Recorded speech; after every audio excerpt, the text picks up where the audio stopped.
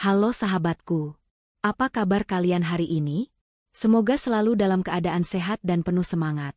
Ya, tapi siap-siap, karena hari ini, channel Cerita Momo akan mengajak kalian masuk ke dalam sebuah kisah yang bukan hanya menguji kesabaran, tapi juga menguji harga diri. Sebuah kisah tentang penghinaan, pembalasan yang elegan, dan rahasia keluarga yang luar biasa. Bayangkan ini, ayah kalian, orang yang paling kalian hormati, disiram kopi di depan mata kalian hanya karena mertua kalian menganggap kalian keluarga miskin dan tidak berharga. Bagaimana reaksi kalian? Marah? Tentu.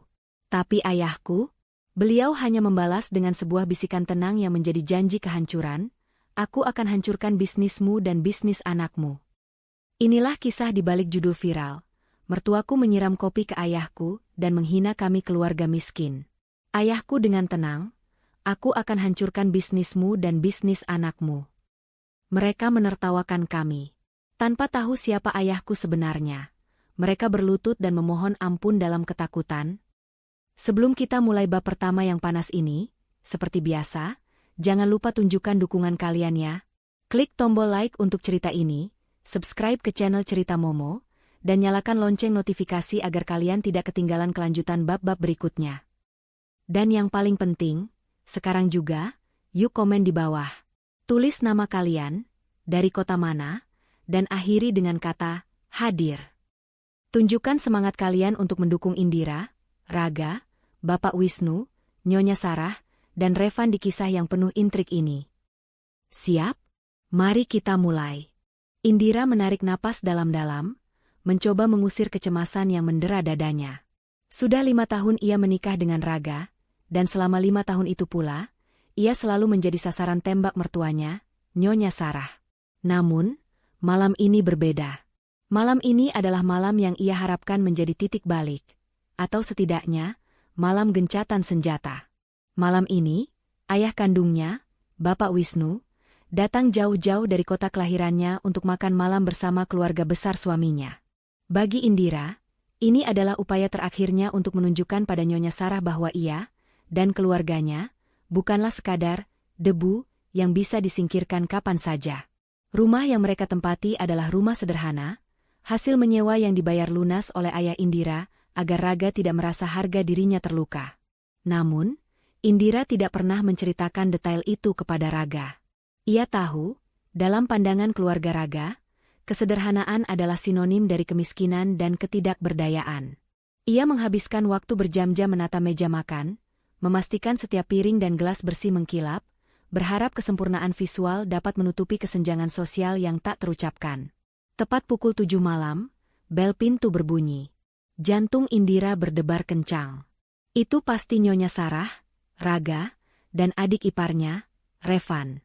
Raga sudah pulang lebih dulu dari kantor dan kini berpura-pura membantu di dapur.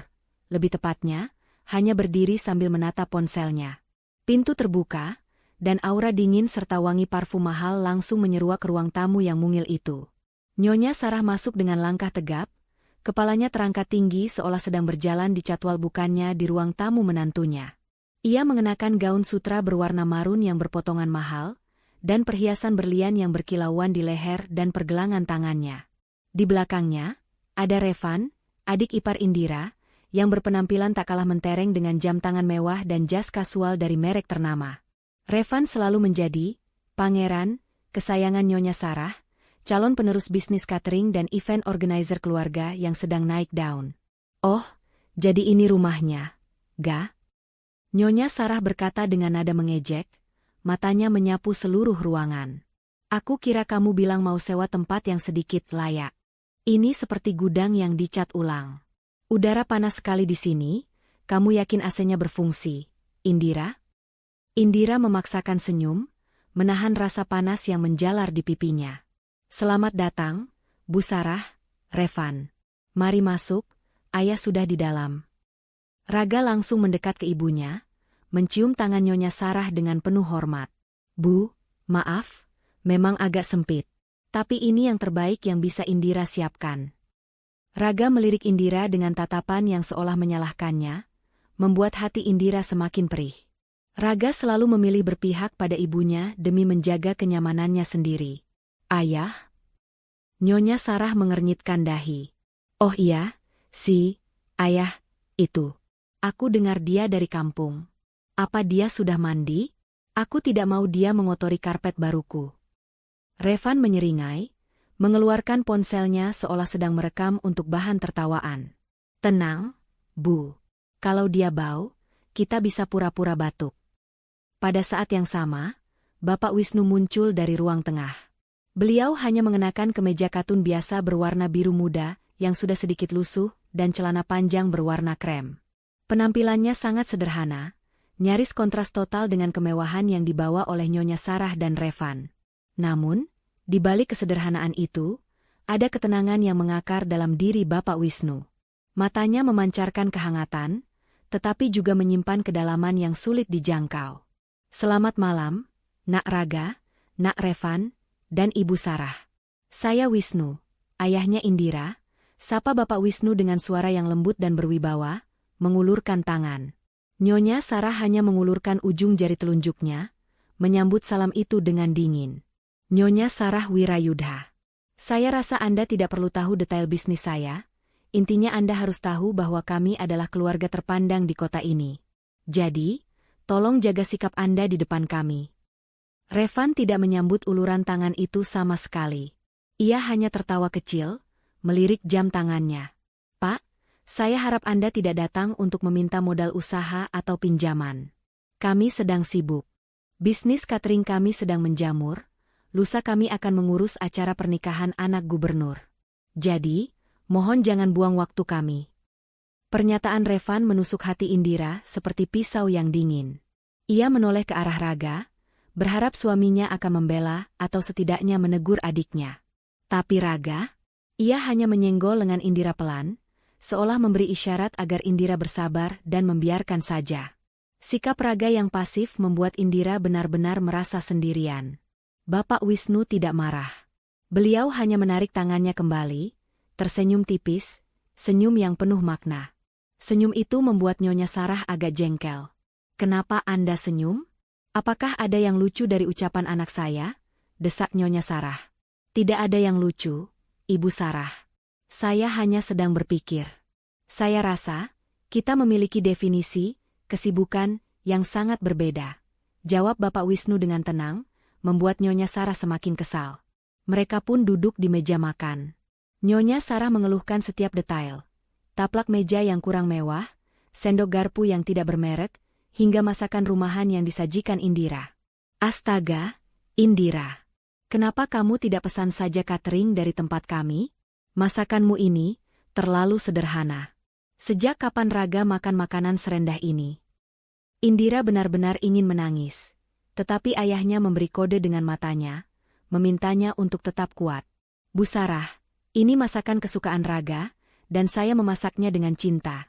Balas Indira, suaranya bergetar. Cinta? Cinta tidak bisa membayar tagihan, Nak. Cinta tidak bisa membeli aset. Lihatlah ayahmu. Bahkan sampai sekarang, dia masih terlihat seperti penjual di pasar. Bukan? Jadi, jangan bicara soal cinta. Bicaralah soal aset dan koneksi. Nyonya Sarah melanjutkan penghinaannya. Perbincangan berlanjut dengan Nyonya Sarah dan Revan yang sibuk memamerkan kekayaan dan koneksi mereka. Mereka membicarakan investasi terbaru, acara event organizer yang mereka kelola, dan betapa rendahnya level orang-orang yang hanya mengandalkan gaji bulanan. Raga sesekali ikut menimpali, memuji dan membenarkan setiap ucapan Nyonya Sarah. Di sisi lain meja, Bapak Wisnu hanya mendengarkan dengan saksama, sesekali menganggukkan kepala. Ia tidak menyombongkan diri sedikitpun, dan setiap kali Nyonya Sarah mencoba memojokkannya dengan pertanyaan soal pekerjaan, Bapak Wisnu selalu menjawab dengan samar-samar. Seperti, saya hanya mengurus beberapa hal, Ibu Sarah. Kebanyakan di balik layar. Jawaban itu malah membuat Nyonya Sarah dan Revan semakin bersemangat untuk menghina. Di balik layar? Oh, saya tahu. Anda pasti tukang sapu atau buruh pabrik yang shift malam, kan? Jadi, Anda tidak mau pamer karena memang tidak ada yang bisa dipamerkan. Lihatlah, Raga. Istrimu ini memang dari keluarga yang tidak tahu diri, tidak tahu standar hidup. hardik Nyonya Sarah sambil menunjuk-nunjuk ke arah Bapak Wisnu dengan gerakan tangan yang kasar. Sampai di titik inilah, kesabaran Indira mencapai batasnya. Ia bangkit dari tempat duduk, tangannya mengepal erat di sisi tubuhnya. Bu Sarah, cukup. Itu ayah saya. Anda tidak punya hak untuk menghina beliau seperti itu. Raga menarik lengan Indira. Indira, duduk. Jangan membuat ibu marah. Dia sudah keterlaluan. Raga, desis Indira, air matanya mulai menggenang. Melihat Indira yang hampir menangis, Nyonya Sarah merasa menang. Ia tersenyum sinis, mengambil cangkir kopi panas yang ada di depannya. Matanya memandang Bapak Wisnu dengan penuh penghinaan. Lihatlah ini, Pak Wisnu si miskin. Nyonya Sarah berdiri, mendekati meja dan menuangkan sisa kopi panas itu ke kemeja katun yang dikenakan Bapak Wisnu. Cairan hitam kecoklatan itu langsung meresap, meninggalkan noda besar di dada Bapak Wisnu. Ini adalah simbol betapa kotorkannya status Anda di mata saya. Ini adalah tanda bahwa Anda tidak layak berada di ruangan yang sama dengan kami. Anda hanya sampah yang dibawa oleh putri Anda. Nyonya Sarah meletakkan cangkir itu kembali dengan keras. Suaranya meninggi penuh kemenangan. Raga kaget, tapi ia hanya mundur selangkah, tidak berani melawan ibunya. Revan mengeluarkan ponselnya lagi, merekam seluruh kejadian itu, tertawa terbahak-bahak. Indira berteriak dan langsung menghampiri ayahnya. Ayah! Astaga, panas tidak? Kenapa Ibu Sarah melakukan ini? Bapak Wisnu tetap berdiri tegak. Ia menutup mata sejenak, mengambil napas, dan kemudian membuka matanya. Semua tawa dan ejekan di ruangan itu seketika terhenti saat mereka melihat perubahan drastis dalam sorot mata Bapak Wisnu. Ketenangan yang ia miliki menghilang, digantikan oleh kilatan kemarahan yang dingin dan mematikan. Wajah Bapak Wisnu yang biasanya lembut kini mengeras. Ia mengambil serbet, membersihkan kemejanya yang basah dengan sangat tenang, namun gerakannya dipenuhi dengan ancaman yang tak terucapkan. Bapak Wisnu melangkah maju, mendekat ke Nyonya Sarah, hingga jarak mereka hanya sejengkal. Senyumnya kembali, tetapi kali ini adalah senyum yang membuat bulu kuduk Nyonya Sarah merinding. Beliau mencondongkan tubuhnya, berbisik dengan suara yang sangat rendah dan dipenuhi otoritas yang mencekam, suara yang belum pernah didengar oleh siapapun sebelumnya. Aku akan hancurkan bisnismu dan bisnis anakmu. Ancaman itu diucapkan dengan begitu tenang, tanpa emosi yang meluap-luap, namun justru itulah yang membuatnya terasa mengerikan. Nyonya Sarah awalnya sempat terkejut, tetapi ia segera pulih, dan tawa sinisnya kembali meledak. Hancurkan? Bapak? Hahaha. Anda pikir Anda siapa? Miliarder dari Gunung Kidul? Jangan mimpi. Anda tidak punya apa-apa selain kemeja butut yang baru saja saya siram.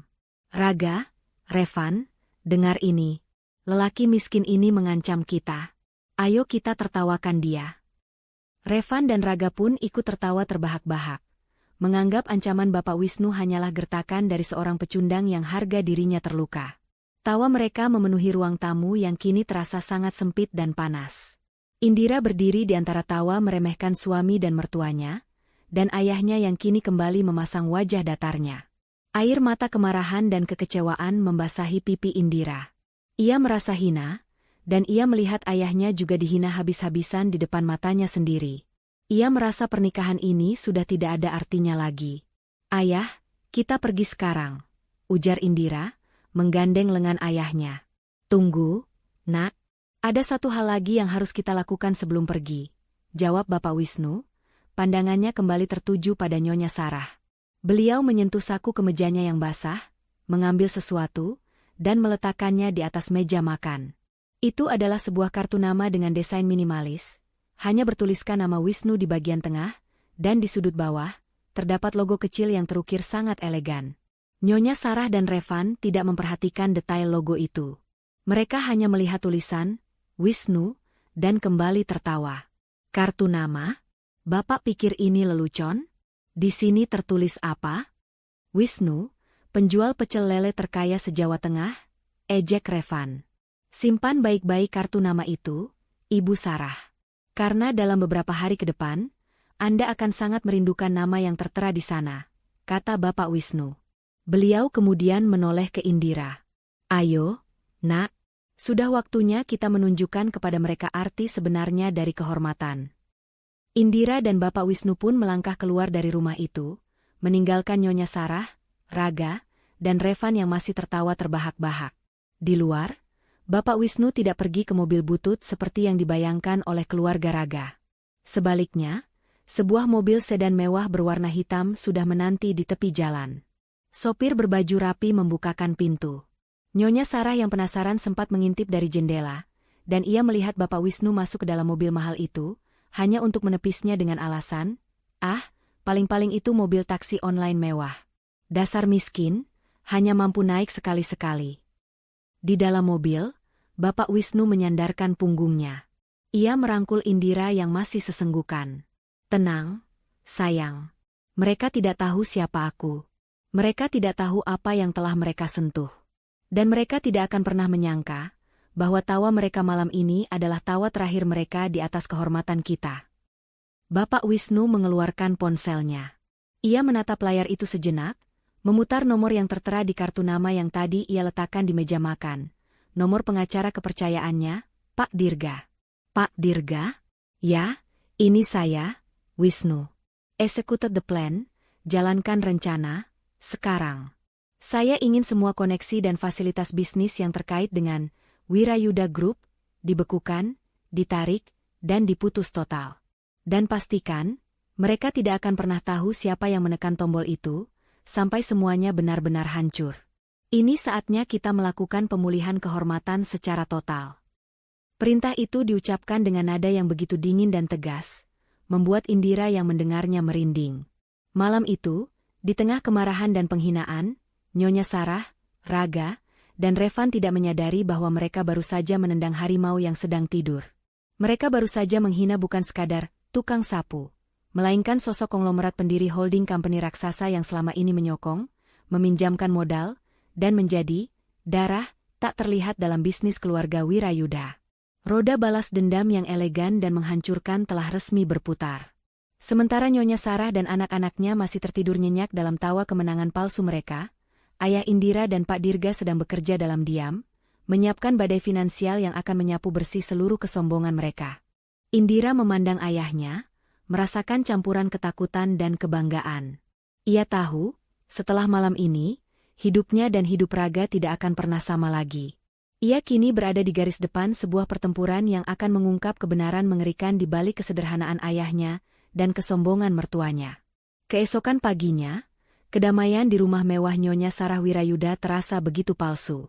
Nyonya Sarah menyeruput kopi paginya dengan senyum puas, masih membayangkan wajah terhina Bapak Wisnu semalam. Ia menceritakan kembali adegan penyiraman kopi itu kepada Raga dan Revan, membuat mereka tertawa terbahak-bahak seolah itu adalah lelucon paling lucu di dunia. Mereka yakin, ancaman, aku akan hancurkan bisnismu, hanyalah omong kosong dari orang miskin yang emosi. Lihat, Raga. Seharusnya kamu mencontoh ayahmu. Begitu miskin, tapi dia masih bisa gentleman di hadapan kita. Menahan amarahnya, ujar Nyonya Sarah sinis, mengelap bibirnya dengan serbet sutra. Sekarang, setidaknya orang itu tahu di mana tempatnya. Dia tidak akan berani lagi mendekati kita, apalagi mengganggu usahamu dan Revan. Raga hanya mengangguk, merasa lega karena masalah dengan istrinya dan ayah mertuanya tampaknya sudah selesai dengan cara yang menyenangkan bagi ibunya. Ia sama sekali tidak memikirkan bagaimana perasaan Indira, atau kebenaran di balik ancaman dingin Bapak Wisnu. Baginya, kenyamanan dan pengakuan dari ibunya adalah prioritas utama. Sementara itu, di sebuah kantor pusat yang berlokasi di menara tertinggi kota, Bapak Wisnu duduk di kursi eksekutifnya. Di depannya, Pak Dirga, pengacara kepercayaan sekaligus tangan kanan, menelaah dokumen-dokumen yang menumpuk. Bapak Wisnu tidak terlihat seperti orang yang baru saja dihina. Aura kekuasaannya begitu kuat, mengisi seluruh ruangan. Apakah Anda yakin, Pak?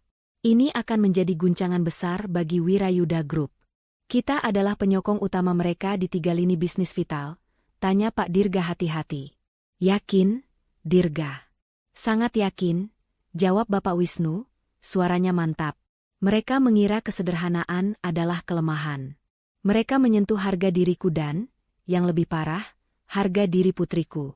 Harga yang harus mereka bayar adalah kesombongan mereka sendiri. Bapak Wisnu menjelaskan detail rencana yang sudah disiapkan Pak Dirga sejak semalam.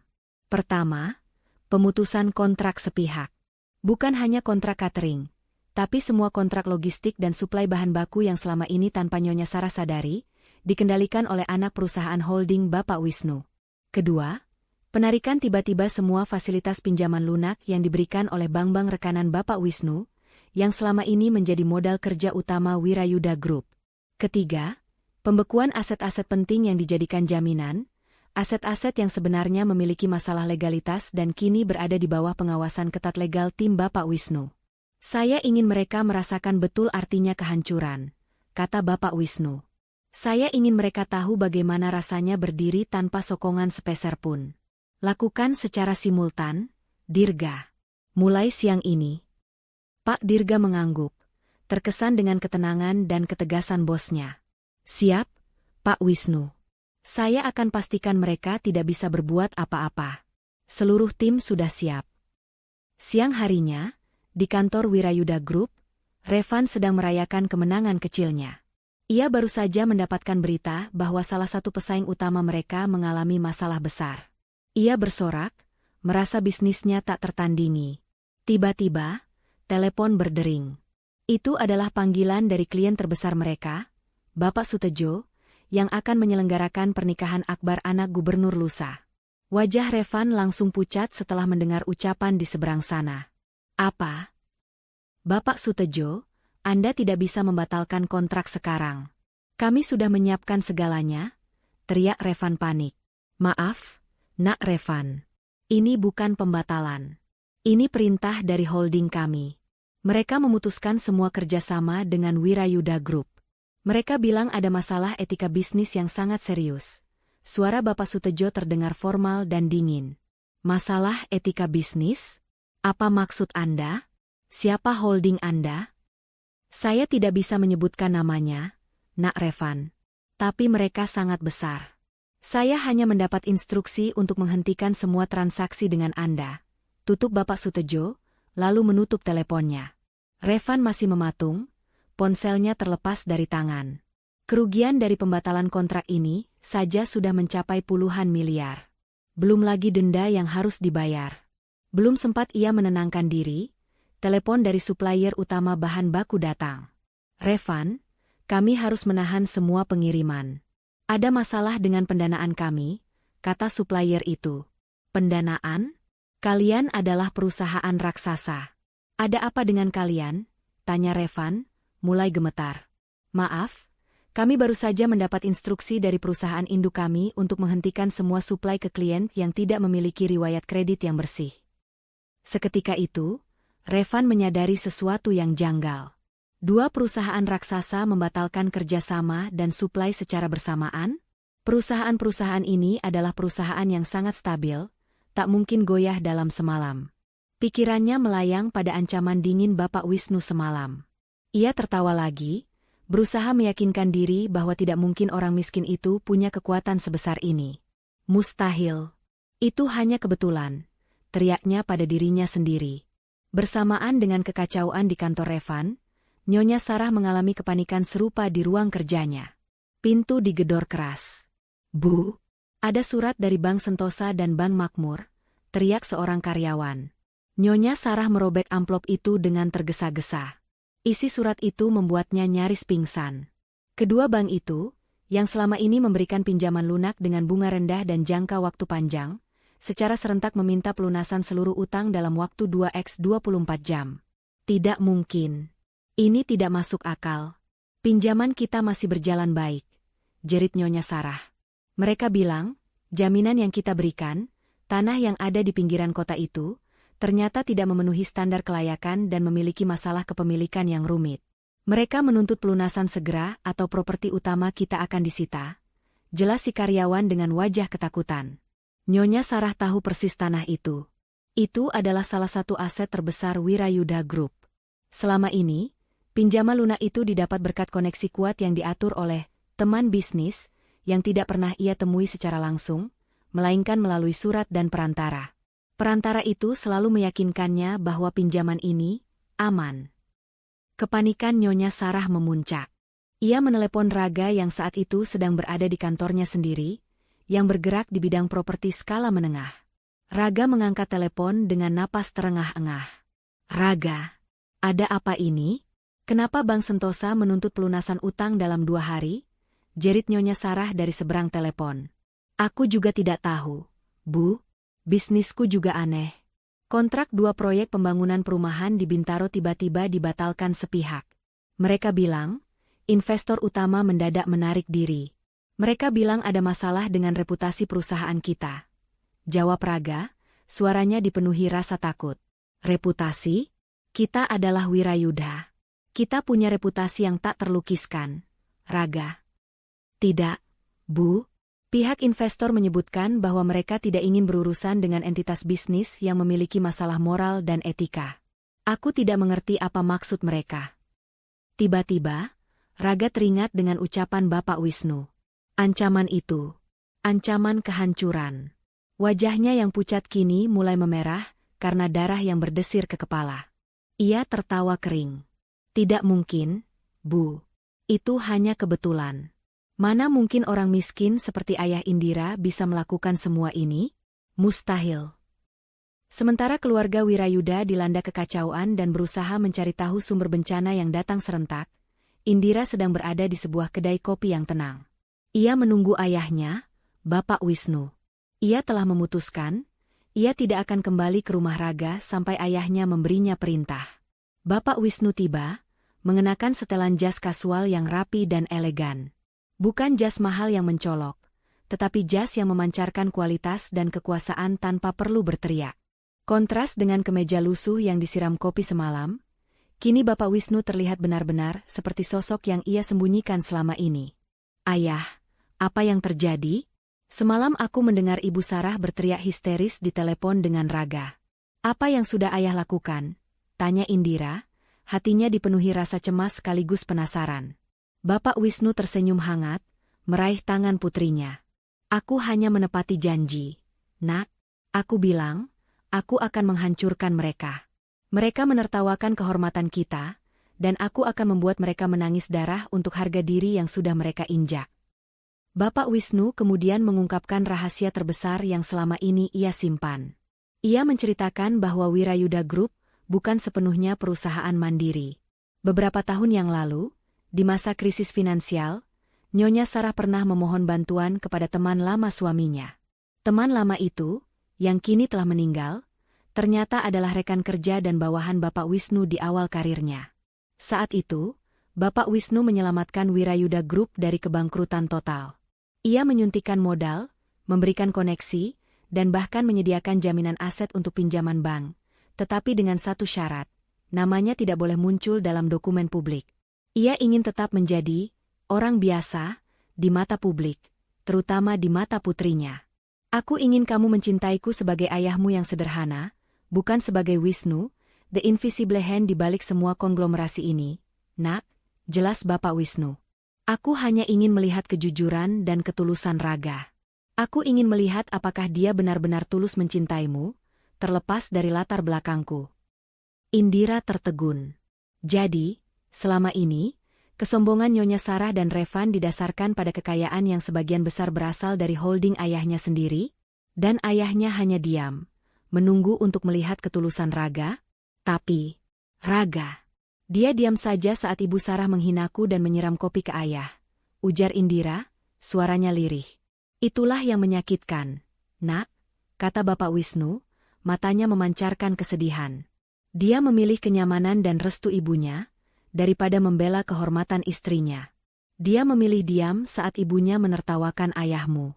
Janji kehancuran itu bukan hanya untuk Nyonya Sarah, Nak, itu juga untuk Raga. Bapak Wisnu mengatakan, pemutusan kerjasama yang dilakukan Pak Dirga akan sangat tepat sasaran. Wirayuda Group akan langsung lumpuh, karena mereka tidak memiliki cadangan modal dan jalur suplai independen. Mereka akan dipaksa bangkrut atau menjual aset utama mereka dalam waktu singkat. "Lalu, apa rencana kita selanjutnya, Ayah?" tanya Indira, kini bukan lagi sebagai putri yang ketakutan, melainkan sebagai prajurit yang siap tempur. "Rencana kita selanjutnya adalah keheningan. Biarkan mereka panik. Biarkan mereka saling menyalahkan.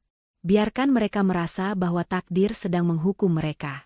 Dan saat mereka sudah jatuh ke titik terendah, saat mereka mulai mencari tahu siapa di balik semua ini, saat itulah kita akan muncul. Kamu harus siapkan gugatan cerai, Nak. Ini adalah saatnya kamu menuntut keadilan. Tidak hanya untuk dirimu, tapi untuk kehormatan kita, tegas Bapak Wisnu. Indira menatap ayahnya. Ia melihat sosok konglomerat yang tak terduga, yang siap menggunakan seluruh kekuatannya hanya demi membela kehormatan dan harga diri putrinya. Ia mengangguk. Air matanya kini adalah air mata kekuatan. Ia siap meninggalkan Raga dan menghadapi keluarga Wirayudha. Ia siap menjadi bagian dari pembalasan yang akan mereka saksikan. Kembali ke rumah Wirayudha, Nyonya Sarah dan Revan sudah seperti orang gila. Mereka membuang perhiasan dan barang-barang mewah, karena takut itu disita. Revan berlari ke sana kemari, mencoba menelepon setiap koneksi, namun semua pintu tertutup. Setiap orang yang mereka hubungi mengatakan hal yang sama, kami tidak bisa membantu Anda. Nama Wirayudha Group sudah masuk daftar hitam entitas yang memiliki masalah serius. Raga pulang ke rumah Indira dengan wajah kuyu. Ia membuka pintu dan melihat koper Indira sudah tertata rapi di tengah ruang tamu yang sederhana itu. Indira? Apa-apaan ini? Kamu mau kemana? Ini bukan saatnya untuk drama.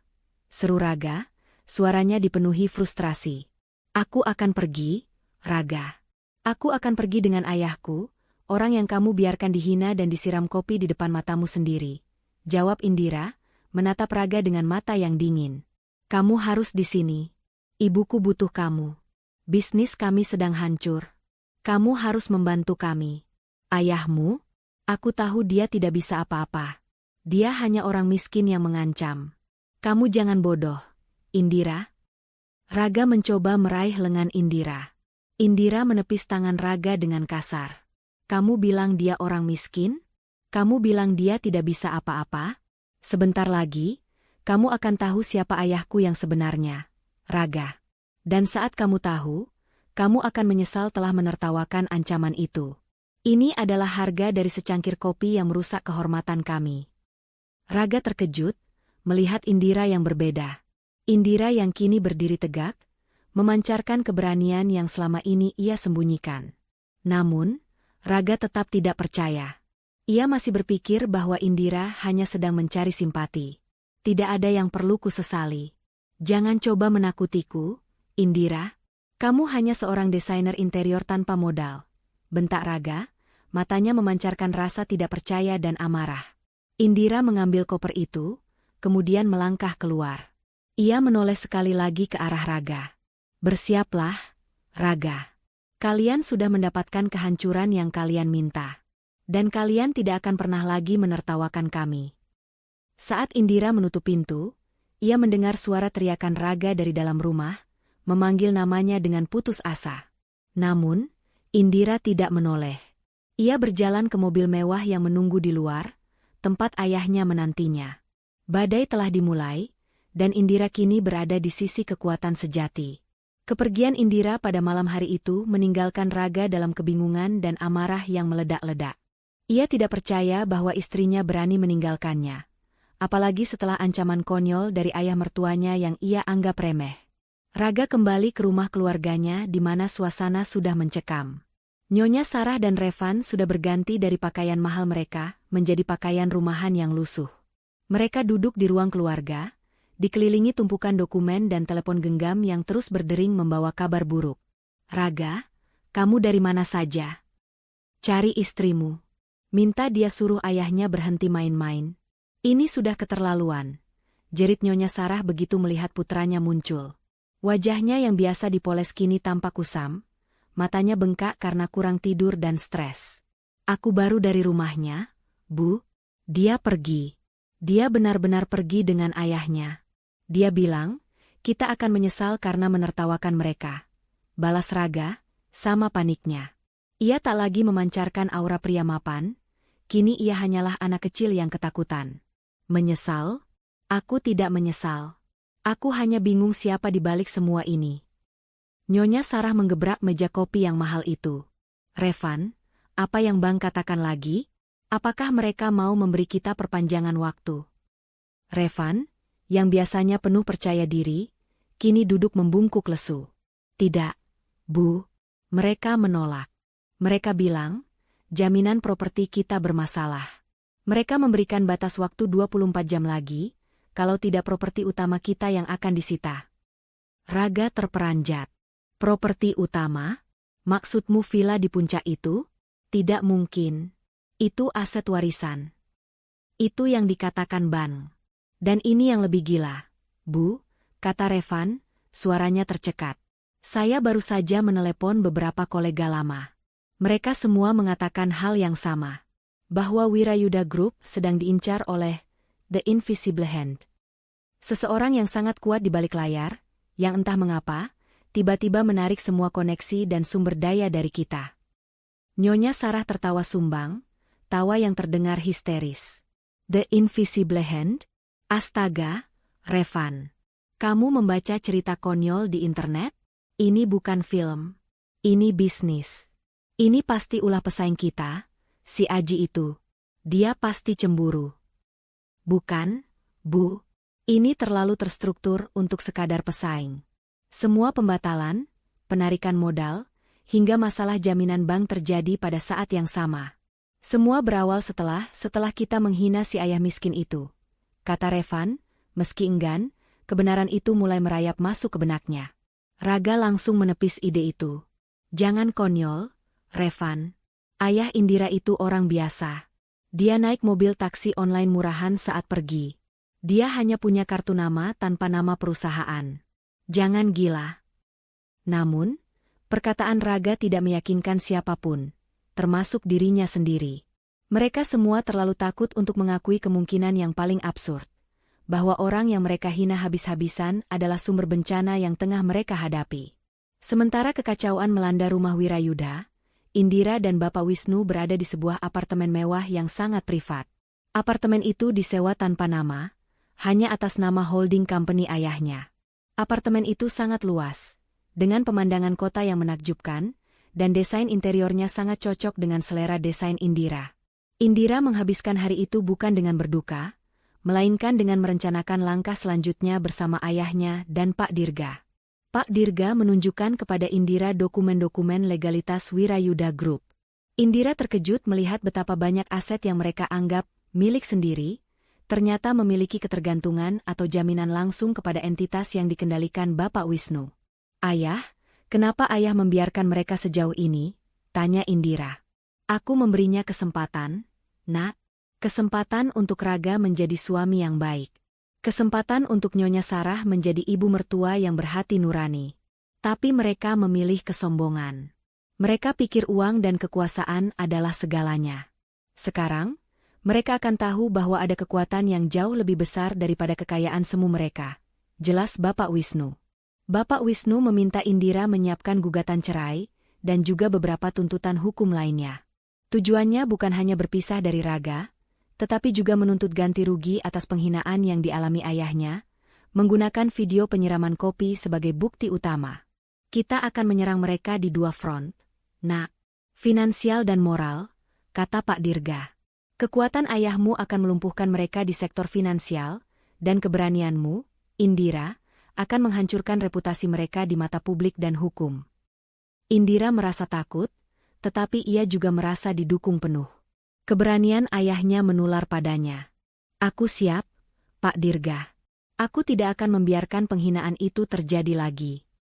Kepanikan di kediaman Wirayuda mencapai klimaksnya. Telepon Nyonya Sarah berdering lagi, kali ini dari asistennya yang menangis histeris. Bu Sarah, kantor catering kita. Semua bahan baku yang tersisa di gudang sudah ditarik. Mereka bilang ada klausa utang yang harus segera diselesaikan. Mereka datang dengan petugas keamanan. Kita tidak bisa mengadakan acara apapun. Nyonya Sarah menjatuhkan teleponnya. Ia memegang kepalanya, rambutnya acak-acakan. Tidak mungkin. Kita harus cari tahu siapa yang melakukannya. Ini pasti teror. Raga, yang sejak semalam mencoba menghubungi Indira tanpa hasil, kini mengambil tindakan drastis. Ia ingat kartu nama yang ditinggalkan Bapak Wisnu di meja makan, yang selama ini mereka tertawakan. Raga mengambil kartu nama itu.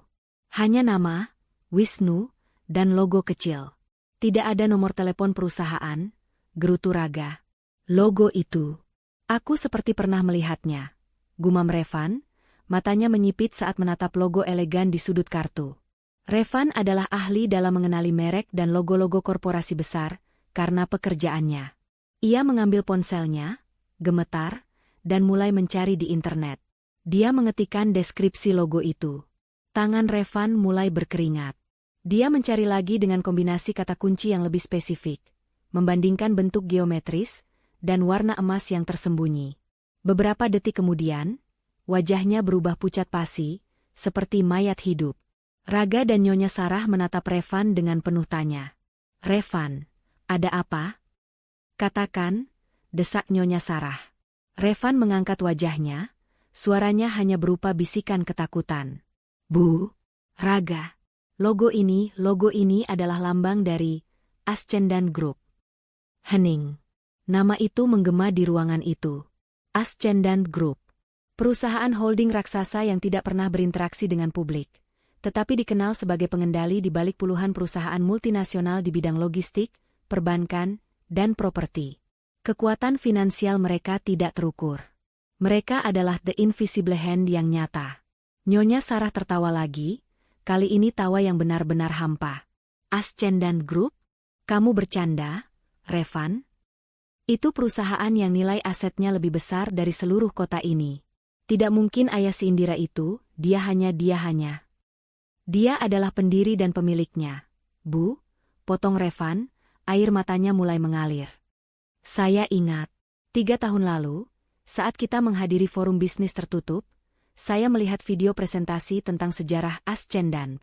Mereka menyebutkan pendirinya selalu merahasiakan identitasnya, hanya menggunakan nama samaran di surat-surat resmi, dan nama aslinya adalah Wisnu. Bapak Wisnu yang kita hina itu, dia adalah konglomerat yang paling tertutup di Asia. Dia sengaja menyembunyikan kekayaannya. Raga langsung terduduk lemas di sofa. Tubuhnya menggigil. Semua ejekan, semua tawa, semua hinaan terhadap kemeja butut, dan keluarga miskin, kini berbalik menjadi palu godam yang menghantam kesadaran mereka. Mereka tidak hanya menghina orang kaya, mereka menghina sosok yang secara teknis adalah pemilik sesungguhnya dari sebagian besar aset mereka. Mobil taksi online mewah itu adalah mobil dinas yang disamarkan. Bu, dia pura-pura menjadi orang sederhana agar kita tidak curiga. Dia ingin melihat kejujuran Raga. Teriak Revan, menangis seperti anak kecil. Nyonya Sarah bangkit, tubuhnya limbung. Tidak mungkin. Semua aset kita. Semua kekayaan kita, dia yang menopangnya selama ini? Raga ingat ancaman ayah mertuanya, aku akan hancurkan bisnismu dan bisnis anakmu. Ancaman itu kini tidak lagi lucu. Ancaman itu adalah perintah eksekusi mati finansial. Raga meraih ponselnya dengan tangan gemetar, mencoba menghubungi nomor Indira lagi, tapi nomor itu sudah tidak aktif. Sementara di apartemen mewah, Bapak Wisnu menerima laporan dari Pak Dirga. Semua sudah berjalan lancar, Pak Wisnu. Wirayuda Group sudah lumpuh total. Mereka sekarang tahu siapa Anda. Revan sedang histeris dan Nyonya Sarah mengalami serangan panik kecil. Lapor Pak Dirga. Bagus, Dirga, jawab Bapak Wisnu sambil menyesap tehnya. Sekarang, berikan waktu 24 jam. Biarkan mereka berkubang dalam ketakutan dan penyesalan itu. Setelah itu, kita akan mengirimkan undangan resmi. Undangan apa, Pak? Undangan untuk berlutut, jawab Bapak Wisnu, senyum kecil muncul di sudut bibirnya. Dan bersamaan dengan undangan itu, kita kirimkan surat gugatan cerai Indira. Biar Raga tahu bahwa ia kehilangan segalanya, bukan hanya harta, tapi juga istrinya, karena ia gagal membela kehormatan. Indira, yang mendengarkan percakapan itu, menarik napas panjang. Ia kini tidak lagi takut. Ia merasa lega. Kekuatan ayahnya telah memberinya kebebasan. Malam itu, Nyonya Sarah, Raga, dan Revan tidak bisa tidur. Kekayaan mereka yang dibangun dari kesombongan, kini runtuh total dalam waktu kurang dari 48 jam, hanya karena secangkir kopi yang disiram. Mereka saling menyalahkan, memaki-maki, dan menangis. Ketakutan akan kehancuran finansial dan sosial telah melanda mereka. Mereka tahu, satu-satunya jalan keluar adalah dengan menemui si ayah miskin itu, yang ternyata adalah raja bisnis yang kekuatannya tak terbayangkan. Raga menatap kartu nama Wisnu itu lagi. Ia tidak lagi melihat nama seorang pecundang. Ia melihat nama seorang algojo yang datang menagih harga kehormatan yang ia biarkan dihina. Ia harus mencari Indira. Ia harus mencari ayahnya. Sebelum semuanya benar-benar berakhir.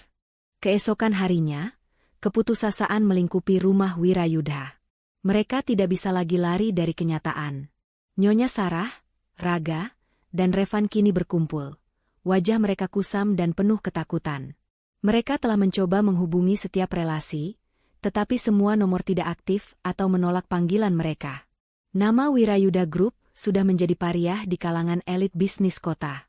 Kita harus temui dia. Si ayah miskin itu. Kita harus berlutut. Kita harus minta maaf. Nyonya Sarah merengek. Suaranya parau. Kemewahan dan kesombongannya telah lenyap, digantikan oleh ketakutan yang mendalam. Bagaimana caranya, Bu? Kita tidak tahu dia tinggal di mana. Nomor telepon Indira sudah tidak aktif. Kita hanya punya kartu nama tanpa alamat dan nomor telepon kantor. Revan membentak, frustrasi. Raga hanya duduk membeku di sofa. Pikirannya kosong. Ia menyesali semua yang telah ia lakukan, terutama diamnya dia saat ayah Indira dipermalukan. Ia menyadari, dirinya hanyalah seorang pengecut yang bergantung pada kekayaan ibunya. Di tengah kebingungan itu, bel pintu rumah mewah itu berbunyi.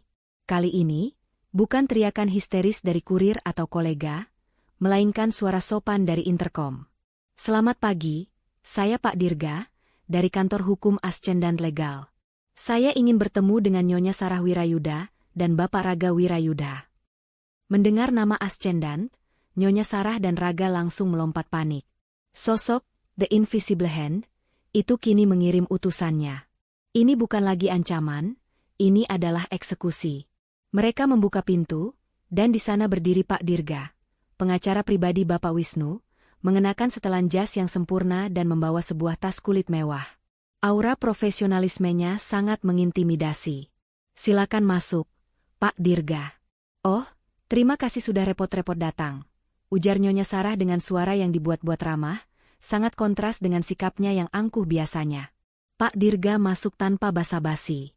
Ia tidak tertarik dengan basa-basi. Saya datang atas nama klien saya, Bapak Wisnu, dan putri beliau, Nyonya Indira. Saya membawa dua hal yang sangat penting. Pak Dirga meletakkan tasnya di meja dan mengeluarkan dua map. Map pertama berwarna merah. Map merah ini berisi surat peringatan hukum dan somasi. Seluruh pinjaman yang dijamin oleh aset Bapak Wisnu melalui holding company kami akan ditarik paksa dalam 1x24 jam. Ini termasuk rumah ini, mobil Anda, dan beberapa properti komersial Wirayudha Group. Semua ini adalah jaminan yang kini sudah kami anggap gagal bayar. Jelas Pak Dirga, suaranya datar. Nyonya Sarah jatuh terduduk. Tidak. Jangan. Kami akan bayar. Kami akan jual semuanya. Beri kami waktu. Waktu sudah habis sejak Nyonya menyiram kopi ke klien saya. Jawab Pak Dirga dingin, mengabaikan ratapan Nyonya Sarah. Lalu, Pak Dirga mengambil map kedua, yang berwarna putih. Ia memberikannya kepada Raga. Dan ini, Bapak Raga, adalah surat gugatan cerai dari Nyonya Indira. Beliau menuntut perceraian dengan alasan KDRT psikis, penelantaran, dan turut serta dalam penghinaan terhadap orang tua kandungnya sendiri, kata Pak Dirga. Raga menerima map itu dengan tangan gemetar. KDRT psikis? Penelantaran? Itu tidak benar. Klien kami memiliki bukti kuat, Bapak Raga. Dan bukti yang paling kuat adalah rekaman video yang secara tidak sengaja terekam di ponsel ipar Anda, Bapak Revan, semalam, kata Pak Dirga, menunjuk ke arah Revan. Revan tersentak. Ia ingat, ia merekam kejadian penyiraman kopi itu dengan tujuan untuk mengejek Bapak Wisnu di grup chat teman-temannya. Ia tidak pernah berpikir rekaman itu akan menjadi senjata makan tuan. Rekaman itu, Bapak Raga, menunjukkan dengan jelas bagaimana Nyonya Sarah melakukan kekerasan fisik berupa penyiraman cairan panas, didukung oleh tawa dan ejekan dari Anda dan ipar Anda. Ini adalah bukti kuat di pengadilan. Tidak hanya Bapak Raga akan kehilangan harta dan bisnis, tetapi reputasi Anda akan hancur total karena publik akan melihat bagaimana keluarga kaya Wirayuda memperlakukan orang yang mereka anggap miskin. Pak Dirga menambahkan, tatapannya menusuk Raga. Raga langsung melirik Revan dengan marah. Kamu merekamnya? Kamu bodoh. Aku hanya ingin mengejeknya. Revan membela diri, wajahnya penuh penyesalan. Nyonya Sarah merangkak mendekati Pak Dirga. Tolong, Pak Dirga. Katakan pada ayah Indira, kami akan berlutut. Kami akan melakukan apa saja. Kami akan kembalikan Indira. Kami tidak akan mengganggunya lagi. Permintaan maaf Anda terlambat, Nyonya, kata Pak Dirga, melirik jam tangannya yang mewah. Klien saya sudah memberikan kesempatan yang adil, dan Anda memilih jalan kehancuran. Pak Dirga berdiri. Satu-satunya cara untuk membicarakan ini lebih lanjut adalah jika Anda datang ke kantor Bapak Wisnu, dalam keadaan yang mencerminkan penyesalan sejati. Saya akan mengirimi Anda alamatnya. Namun, perlu diingat, kedatangan Anda tidak menjamin pengampunan. Ini hanya kesempatan terakhir untuk membela diri sebelum semua aset Anda benar-benar hilang. Sebelum Pak Dirga pergi, ia menyerahkan selembar kertas kepada mereka. Itu adalah alamat kantor pusat Ascendan Group. Gedung pencakar langit yang paling menjulang di kota. Setelah Pak Dirga pergi, Nyonya Sarah berteriak histeris. Ia menampar Raga dan Revan, menyalahkan mereka karena tidak tahu siapa yang mereka hadapi. Kita hancur. Kita benar-benar hancur. Kekuatan yang kita pamerkan selama ini, ternyata hanyalah bayangan yang disokong oleh orang yang kita hina. Raga menatap surat gugatan cerai di tangannya. Hatinya sakit bukan karena kehilangan Indira sebagai istri, melainkan karena ia menyadari ia telah kehilangan sumber daya terpenting. Keluarga yang jujur, yang kini ternyata memiliki kekuasaan yang tak terbayangkan. Mereka bertiga tahu, besok pagi, mereka harus datang ke kantor itu. Ke kantor Bapak Wisnu, sang ayah miskin, sang Wisnu, pendiri Ascendan Group. Mereka harus datang bukan sebagai pengusaha angkuh, tetapi sebagai pengemis yang berlutut, memohon belas kasihan. Kepanikan di tengah kegelapan informasi kini telah berubah menjadi kepastian kehancuran total. Malam itu, setelah kepergian Pak Dirga, rumah Wirayuda terasa seperti sebuah penjara mewah. Nyonya Sarah, Raga, dan Revan tidak bisa memejamkan mata. Surat somasi dan gugatan cerai terasa seperti bom waktu. Mereka sepakat untuk mencari Bapak Wisnu sebelum janji pertemuan resmi yang ditetapkan Pak Dirga. Mereka berpikir, jika mereka berlutut dan memohon maaf secara pribadi, Bapak Wisnu mungkin akan luluh, tanpa perlu melihat kemewahan kantor pusat Ascendan. Dia bilang dia dari kampung. Kita harus cari tahu di mana kampungnya. Seru Nyonya Sarah, berjalan mondar-mandir. Raga mengingat ledekan ibunya, miliarder dari Gunung Kidul. Itu hanyalah ejekan, tetapi kini, Raga dan Revan mulai mempercayainya. Mereka berasumsi bahwa Bapak Wisnu pasti memiliki rumah atau tempat persembunyian sederhana di daerah asalnya, tempat ia melepaskan penat dari kesibukan raksasa perusahaannya. Aku akan mengerahkan semua koneksi untuk mencari alamat rumah lamanya di luar kota, kata Revan, sisa-sisa kesombongannya terkikis oleh rasa takut. Mungkin dia masih menyimpan sentimental terhadap tempat kelahirannya. Kita harus datang ke sana, memohon pengampunan di tanah kelahirannya. Dengan sisa-sisa koneksi yang mereka miliki, beberapa bodyguard dan seorang penyelidik swasta yang belum tahu bahwa Wirayuda Group sudah bangkrut, mereka berhasil mendapatkan alamat di sebuah desa terpencil di Jawa Tengah. Informasi itu sengaja disebarkan oleh tim keamanan Bapak Wisnu sebagai umpan, agar Bapak Wisnu punya waktu untuk mempersiapkan pertemuan mereka. Mereka tidak tahu, alamat yang mereka dapatkan adalah rumah peninggalan orang tua Bapak Wisnu, yang kini telah dijadikan yayasan sosial sederhana. Pagi buta, Nyonya Sarah, Raga, dan Revan memulai perjalanan jauh. Mereka terpaksa menggunakan mobil pribadi Raga yang kini sudah masuk daftar aset yang akan disita, karena mobil-mobil mewah Nyonya Sarah sudah ditarik dan diblokir aksesnya. Perjalanan yang memakan waktu belasan jam itu terasa seperti siksaan. Mereka, yang biasa bepergian dengan pesawat pribadi atau mobil super mewah, kini harus merasakan panasnya jalanan dan kemacetan. Ini semua salahmu, Raga. Kenapa kamu menikah dengan perempuan dari keluarga miskin itu? Lihat, kita sekarang harus pergi ke pelosok untuk berlutut di hadapan si tukang sampah. Keluh Nyonya Sarah sepanjang perjalanan. Aku tidak tahu, Bu. Aku pikir Indira sama sepertiku, dia hanya seorang desainer biasa. Dia tidak pernah bercerita soal ayahnya yang seperti ini. Raga membela diri, meskipun ia tahu kesalahannya jauh lebih besar karena tidak pernah membela Indira. Revan, yang bertugas menyetir, hanya diam. Pikirannya dipenuhi ketakutan. Ia membayangkan betapa malunya ia jika harus berlutut di hadapan kamera handphone ayah Indira yang kini ia yakini merekam segalanya. Ia menyesali tawa sinisnya yang kini terasa begitu bodoh. Setelah perjalanan yang melelahkan, mereka tiba di alamat yang mereka cari. Itu adalah sebuah rumah tua sederhana yang terbuat dari kayu, dikelilingi pagar bambu, jauh dari bayangan Nyonya Sarah.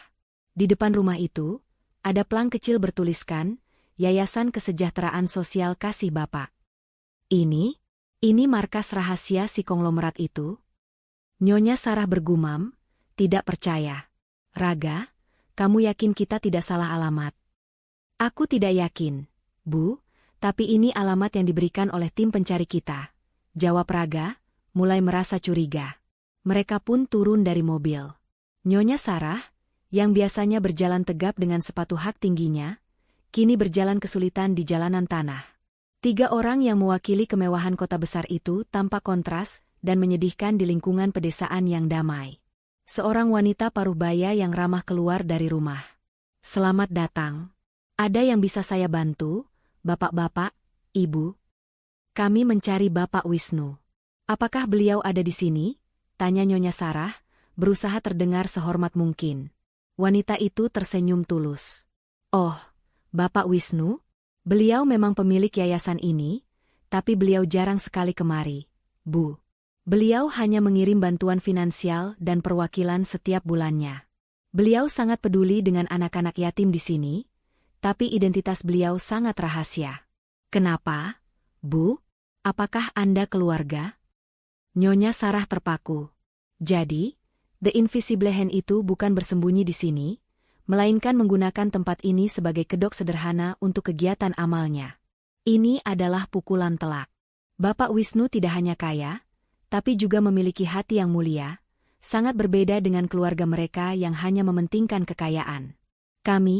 Kami adalah keluarga. Kami sangat butuh bertemu beliau. Ada urusan bisnis yang sangat penting, ujar Raga, memelas. Maaf, Bapak. Saya tidak diizinkan memberikan nomor kontak beliau. Semua urusan bisnis diurus oleh perwakilannya. Mungkin Bapak bisa coba di kantor pusat Ascendan Group? Saya dengar beliau akan ada pertemuan penting hari ini. 3 wajah Wirayuda itu seketika pucat. Mereka sadar, mereka telah membuang hampir 24 jam berharga untuk sebuah sandiwara yang diatur oleh ayah Indira.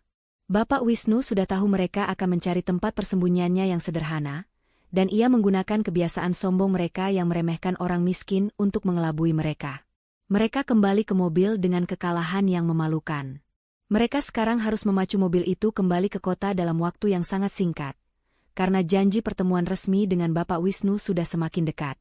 Rasa malu dan frustrasi kini bercampur dengan ketakutan yang mencekam.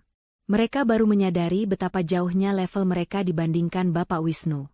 Mereka hanyalah boneka yang kekayaan dan asetnya bisa dimainkan oleh sang pemilik. Kita sudah dipermainkan. Dia menertawakan kita. Dia tahu kita akan mencari ke sini. Nyonya Sarah menjerit, menendang-nendang dashboard mobil. Bu, kita harus cepat. Kita harus sampai sebelum janji Pak Dirga. Kalau tidak, kita akan kehilangan semuanya, kata Raga, menyalakan mesin mobilnya dengan panik. Saat mobil itu melaju kencang kembali ke kota, Revan teringat pada kartu nama yang ditinggalkan Bapak Wisnu. Bukan hanya nama Wisnu yang tertera, tetapi juga logo Ascendan Group yang kini ia pahami. Ia menyadari bahwa Bapak Wisnu sebenarnya sudah memberikan petunjuk yang sangat jelas. Petunjuk yang mereka remehkan karena kesombongan mereka sendiri. Mereka sudah diperingatkan, dan mereka memilih untuk tertawa. Perjalanan pulang terasa 10 kali lipat lebih berat. Mereka kini tahu bahwa mereka akan menghadapi takdir mereka, tidak di rumah kayu sederhana, melainkan di puncak menara kekuasaan, di hadapan raja bisnis yang kekuatannya mereka remehkan karena hanya menilai dari sehelai kemeja yang disiram kopi. Mereka harus bersiap untuk berlutut. Setelah perjalanan kembali yang penuh penderitaan dan penyesalan, Nyonya Sarah, Raga, dan Revan tiba di kota dengan kondisi fisik dan mental yang hancur. Mereka tidak sempat berganti pakaian, wajah mereka terlihat kuyu, dan aura kesombongan yang dulu melekat telah lenyap total. Pukul menunjukkan tepat 20 menit menjelang janji temu mereka di kantor pusat Ascendan Group. Mereka memarkir mobil Raga di area parkir bawah tanah gedung pencakar langit itu. Begitu memasuki lobi, mata mereka langsung disuguhi kemewahan yang menakjubkan. Lobi itu didominasi marmer putih gading, hiasan kristal, dan keamanan yang sangat ketat. Di sana, mereka merasakan betapa kecil dan tidak berartinya mereka. Kekayaan yang mereka miliki selama ini hanyalah debu dibandingkan dengan kekuatan finansial yang mereka saksikan. "Bu, kita tidak punya apa-apa lagi," bisik Revan, suaranya tercekat. Ia melihat plakat perunggu besar bertuliskan Ascendan Group yang bersinar, lambang yang sama dengan logo kecil di kartu nama Bapak Wisnu. "Kita berlutut di hadapan dewa yang salah." Nyonya Sarah hanya bisa mengangguk. Ia berusaha merapikan rambutnya yang berantakan, mencoba mengembalikan sedikit martabatnya yang sudah hilang. Mereka mendekati meja resepsionis dengan langkah ragu-ragu. "Kami memiliki janji dengan Bapak Wisnu." "Atas nama keluarga Wirayudha," ujar Raga, suaranya nyaris tak terdengar. Resepsionis, seorang wanita muda dengan tatapan profesional yang tajam, langsung tersenyum sopan. "Oh, Tuan Raga. Bapak Wisnu dan Nyonya Indira sudah menunggu Anda. Silakan naik ke lantai teratas." Mereka dibawa ke lift khusus yang hanya melayani lantai eksekutif. Di dalam lift yang berlapis emas itu, ketegangan mencekik. Nyonya Sarah mengeluarkan tisu, menyeka air matanya yang kering. "Ingat, Raga, Revan. Kita berlutut. Kita minta maaf. Kita serahkan semua. Kita bilang kita siap hidup miskin, asalkan dia membatalkan gugatan cerai Indira, dan membiarkan bisnis kita sedikit bernapas." Raga mengangguk, namun pikirannya dipenuhi oleh Indira. Ia ingin melihat istrinya. Ia ingin melihat apakah Indira juga menyesali perpisahan ini. Pintu lift terbuka. Mereka tiba di lantai teratas. Lantai itu sangat hening, karpet tebal meredam setiap suara langkah. Pemandangan kota dari sana terlihat seperti miniatur. Di ujung lorong, ada ruang tunggu yang sangat besar. Dan di sana, mereka melihatnya. Di ruang tunggu mewah itu, duduklah Indira. Indira tidak lagi terlihat seperti istri yang pemalu dan sering menangis karena diremehkan. Ia mengenakan gaun hitam yang elegan, rambutnya ditata rapi, dan wajahnya dipoles dengan make-up tipis yang menonjolkan ketenangannya. Di sampingnya, duduk Pak Dirga, yang sedang meninjau dokumen dengan tatapan serius. Indira mendongak ketika mendengar langkah kaki mereka. Mata Indira bertemu dengan mata Raga. Tidak ada kemarahan, tidak ada kesedihan, hanya ada kekosongan yang dingin. "Indira." Raga melangkah maju, tangannya terulur. "Sayang, syukurlah kamu baik-baik saja. Kamu harus membantu kami. Ayahmu." "Tunggu di tempat Anda, Bapak Raga," potong Pak Dirga tanpa mengangkat kepala dari dokumennya. "Nyonya Indira adalah klien kami sekarang. Anda tidak diperkenankan menyentuh atau berbicara dengannya tanpa persetujuan." Raga terpaku. Ia menoleh ke Indira, memohon dengan matanya. "Indira, tolong. Kita bisa bicara baik-baik. Kamu tidak perlu melakukan ini." Indira bangkit berdiri. Gerakannya anggun, namun penuh jarak. Ia menatap Raga, Nyonya Sarah, dan Revan dengan tatapan yang menunjukkan bahwa ia sudah berada di level yang sama sekali berbeda. "Aku sudah bicara baik-baik selama 5 tahun, Raga. Aku sudah memohon, aku sudah sabar, dan aku sudah memaafkan. Tapi kamu memilih untuk diam, bahkan saat ayahku dipermalukan," ujar Indira, suaranya tenang, namun menusuk. "Kalian datang ke sini untuk menemui ayahku. Urusan kita sudah selesai di pengadilan." Nyonya Sarah maju dengan langkah yang lemah. Ia mencoba menarik simpati. "Indira, Ibu tahu Ibu salah. Ibu minta maaf. Kami tidak tahu siapa ayahmu. Kami kira dia hanya orang biasa. Ibu janji, ibu tidak akan pernah menghinamu lagi. Ibu akan merestui hubungan kalian. Indira tersenyum sinis. Restu? Restu kalian tidak berarti apa-apa bagi ayahku, Bu Sarah. Ayahku memiliki segalanya yang kalian pamerkan, bahkan lebih. Beliau tidak butuh restu dari keluarga yang memiliki keangkuhan semu. Revan mencoba bernegosiasi. Indira, kami hanya ingin kau bilang pada ayahmu, kami siap menyerahkan semua bisnis kami padanya. Kami akan menjadi karyawan setianya. Asal jangan hancurkan nama baik Wirayuda Group. Indira menggeleng. Terlambat, Revan. Nama baik kalian sudah hancur. Ayahku sudah menepati janjinya. Kalian menertawakan kehormatan, dan kalian membayar dengan seluruh kekayaan. Kalian tahu, kenapa ayahku memilih untuk menghancurkan kalian sekarang? Indira melangkah lebih dekat, raut wajahnya berubah serius. Karena kalian tidak menghargai apa yang kalian miliki. Ayahku tidak pernah kekurangan, tapi ia memilih kesederhanaan untuk melihat ketulusan. Kalian gagal. Kalian gagal melihat harga diri dan kehormatan di balik sehelai kemeja lusuh. Raga merasakan nyeri yang luar biasa di dadanya. Ia menyadari betapa bodohnya ia selama ini. Ia tidak hanya kehilangan istrinya, tetapi juga kehilangan kesempatan untuk menjadi menantu dari seorang konglomerat terbesar. Ia membuang berlian demi memilih batu kerikil, yaitu kesombongan ibunya. Saat ketegangan mencapai puncaknya, pintu ganda kayu jati di belakang Indira terbuka. Dan dari sana, muncullah sosok yang kini menjadi sumber ketakutan terbesar mereka. Bapak Wisnu. Ia mengenakan setelan bisnis mahal yang sama sekali tidak mencolok, namun memberikan aura kekuasaan yang luar biasa. Ia tidak sendirian. Di belakangnya berdiri dua pria berbadan tegap. Selamat datang, Tuan dan Nyonya Wirayuda. Sapa Bapak Wisnu, suaranya kini terdengar seperti guntur yang tenang. Silakan masuk. Ruangan ini sudah disiapkan untuk pertemuan terakhir kita. Nyonya Sarah, Raga, dan Revan, tanpa diperintah, langsung berjalan masuk ruangan itu dengan langkah yang tertunduk dan gemetar. Mereka tahu, di balik pintu itu, takdir kehancuran mereka akan diputuskan. Mereka harus bersiap untuk berlutut di hadapan orang yang mereka sebut miskin dan sampah hanya 2 hari yang lalu. Ruangan pertemuan di lantai teratas Ascendan Group itu terasa seperti ruang sidang. Dindingnya terbuat dari kaca yang menawarkan panorama seluruh kota. Namun pemandangan megah itu tidak sedikitpun menarik perhatian Nyonya Sarah, Raga, dan Revan. Mereka duduk di kursi yang terlalu besar, di seberang meja yang terbuat dari kayu solid, berhadapan langsung dengan Bapak Wisnu. Di sisi Bapak Wisnu, duduk Indira dan Pak Dirga. Bapak Wisnu memulai pertemuan itu tanpa basa-basi, tanpa sapaan ramah.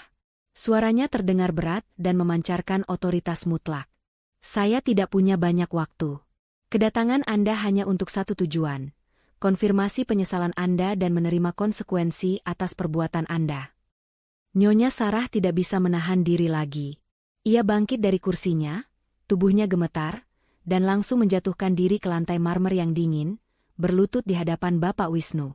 Air mata palsu yang selalu ia gunakan untuk manipulasi kini bercampur dengan air mata ketakutan yang sesungguhnya. Bapak Wisnu, saya mohon ampun. Saya bersumpah, saya tidak tahu siapa Bapak. Kami terlalu sombong. Kami mengira kami bisa menghina semua orang yang lebih rendah dari kami. Saya mohon, jangan hancurkan kami. Saya akan mengembalikan Indira. Saya akan memberinya semua yang dia mau. Saya akan berlutut di depan umum untuk meminta maaf atas penghinaan kopi itu. Nyonya Sarah merangkak ke depan meja, mencium ujung sepatu Bapak Wisnu.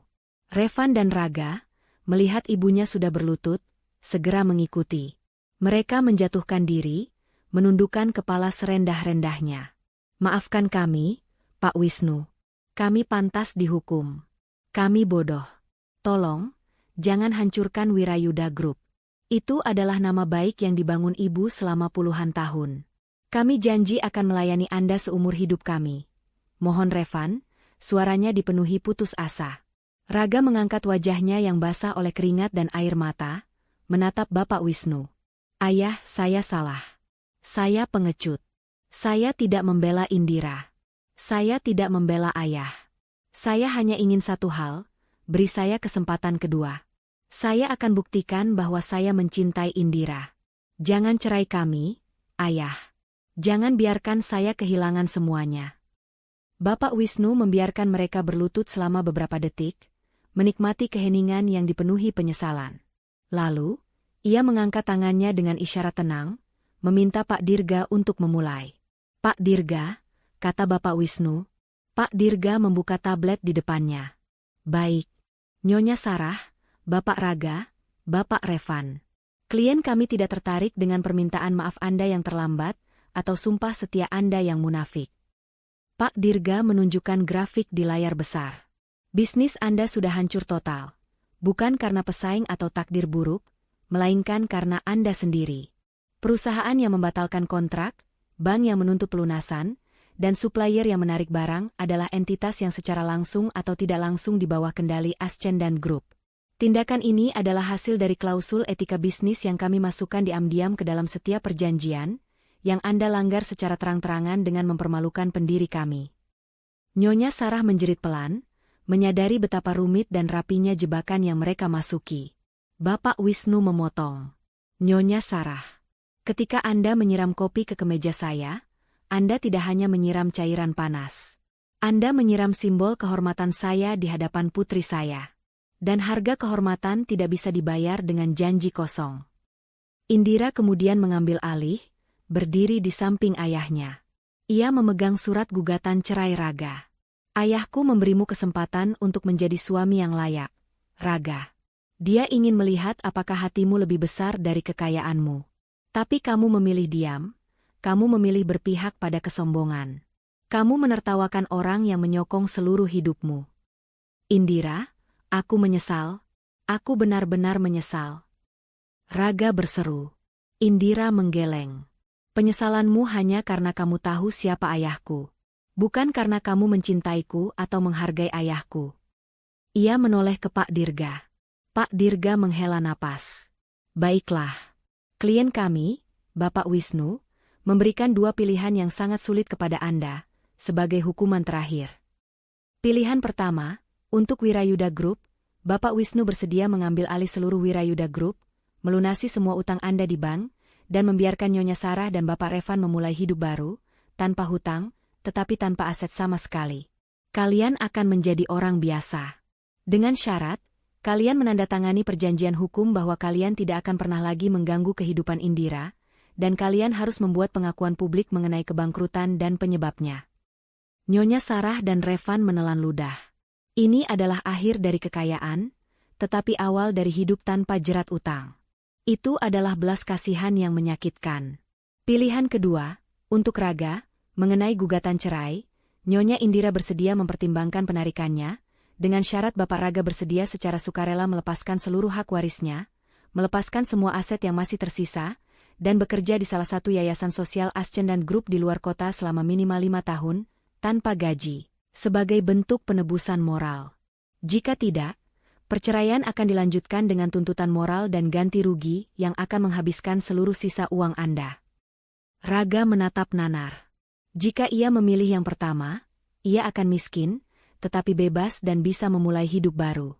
Jika ia memilih yang kedua, ia akan tetap menikah dengan Indira, tetapi harus hidup jauh dari kemewahan, bekerja sukarela, dan tahu bahwa ia hanya dipertahankan sebagai alat penebusan dosa oleh ayah mertuanya.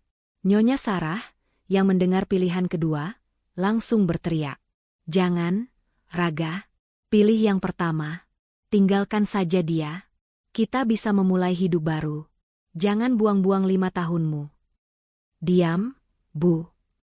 Raga membentak ibunya untuk pertama kalinya seumur hidupnya. Raga menatap Indira, lalu menatap Bapak Wisnu. Ia melihat ketegasan di mata Bapak Wisnu dan kekecewaan di mata Indira. Ia tahu, memilih yang kedua adalah pengorbanan terbesar, pengorbanan yang mungkin akan membuatnya menjadi lebih baik. Namun, ia juga tahu bahwa cinta sejati Indira sudah hilang. Raga menyadari, ia tidak bisa mengembalikan kehormatan Indira yang telah ia biarkan hancur. Ia tidak pantas mendapatkan belas kasihan itu. Raga berdiri. Ia mengambil napas dalam-dalam.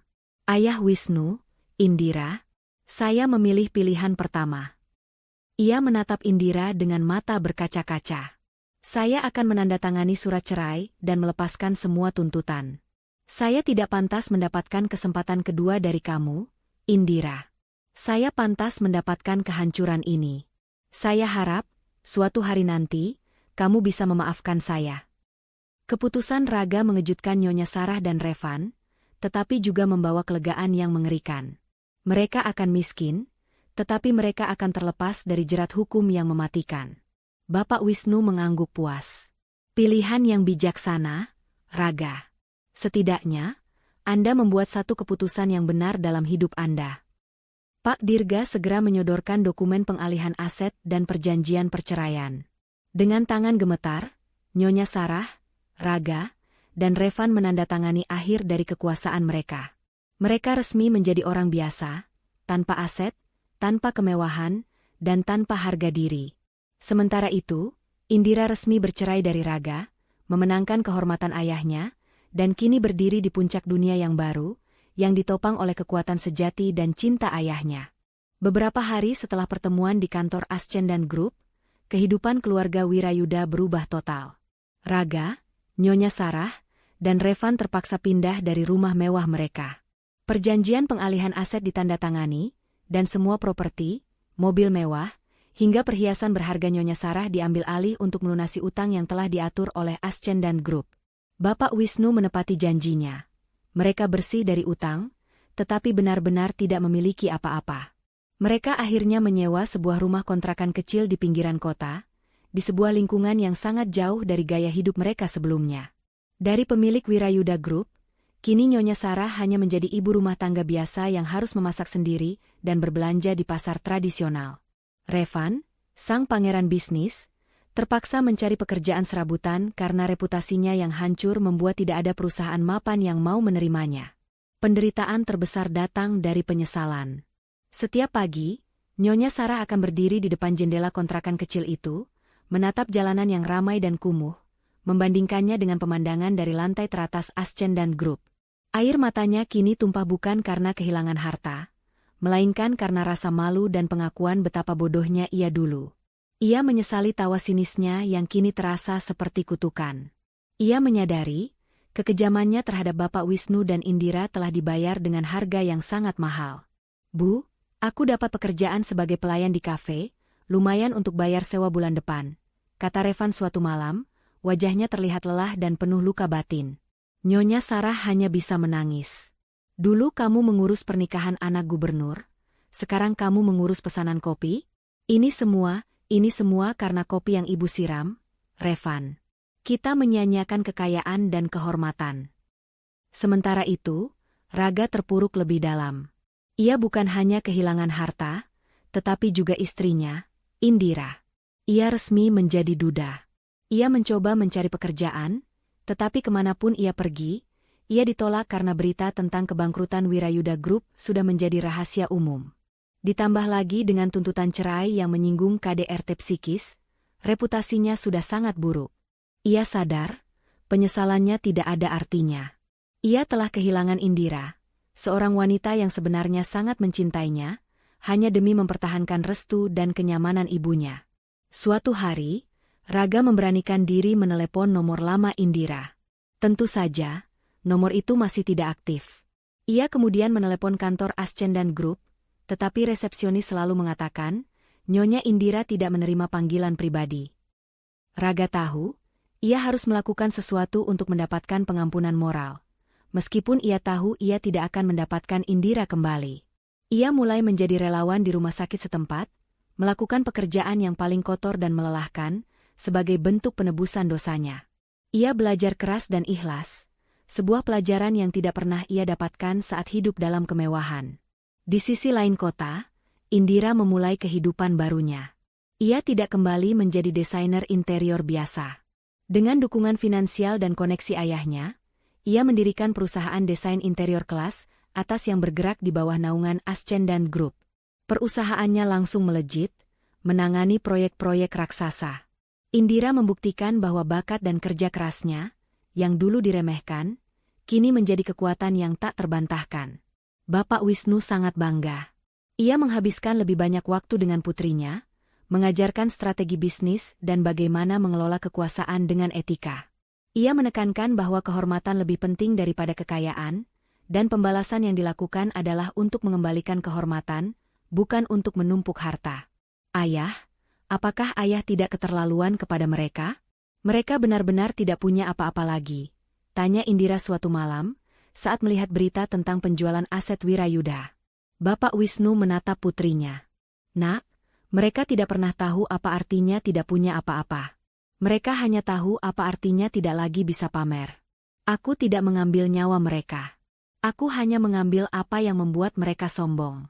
Biarkan mereka merasakan betapa sulitnya orang yang mereka hina harus berjuang dari nol, tanpa koneksi. Bapak Wisnu kemudian memberitahu Indira satu hal lagi. Aku meminta Pak Dirga untuk meninggalkan sedikit informasi. Sebuah petunjuk kecil. Jika mereka benar-benar tulus menyesal dan berusaha keras tanpa meminta-minta, mereka akan menemukan peluang di luar sana.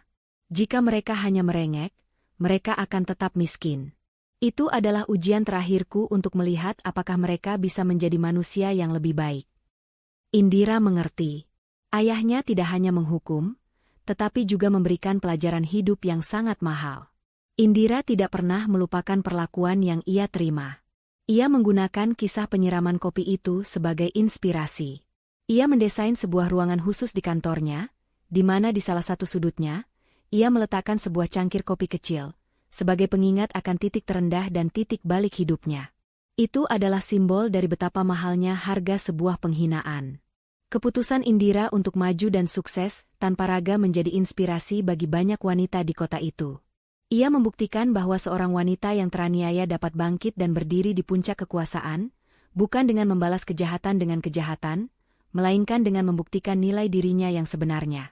Meskipun sukses dan bahagia, Indira tahu bahwa kisah ini belum benar-benar berakhir. Ia menunggu. Ia menunggu hari di mana ia akan mendengar kabar dari Raga, Nyonya Sarah, atau Revan. Kabar yang bukan lagi berisi permohonan ampun dan kekayaan, melainkan sebuah bukti ketulusan penyesalan yang sebenarnya, yang hanya bisa dilihat oleh ayahnya, sang The Invisible Hand. 6 bulan telah berlalu sejak Nyonya Sarah, Raga, dan Revan kehilangan segalanya. Kemiskinan telah mengubah mereka secara radikal. Nyonya Sarah, yang dulunya selalu dilayani, kini harus bangun pagi buta untuk berjualan kue rumahan di depan kontrakan mereka. Ia tidak lagi peduli dengan penampilannya.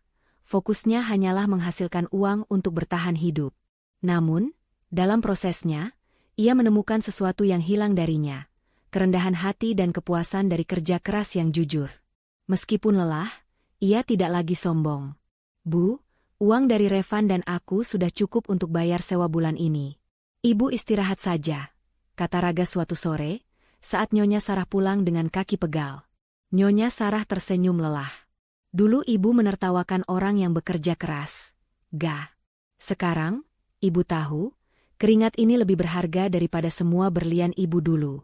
Ibu hanya menyesal kenapa ibu tidak belajar ini saat kamu dan Indira masih bersama.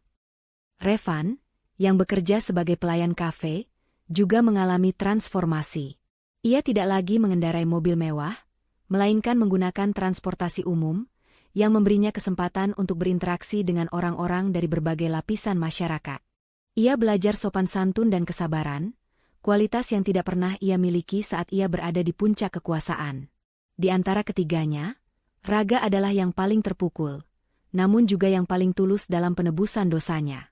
Pekerjaan relawannya di rumah sakit telah membuka matanya terhadap penderitaan sejati. Ia tidak lagi memohon kembali pada Indira, ia hanya memohon agar hatinya bisa dimaafkan. Suatu hari, saat Raga sedang membersihkan gudang penyimpanan alat-alat bekas di rumah sakit, ia menemukan sebuah kotak tua yang berisi tumpukan dokumen lama. Kotak itu sepertinya tertinggal dari proyek renovasi beberapa tahun lalu. Saat memilah-milah, ia menemukan sebuah dokumen yang terasa familiar. Itu adalah perjanjian kerjasama lama antara pihak rumah sakit dengan kontraktor renovasi. Matanya terbelalak.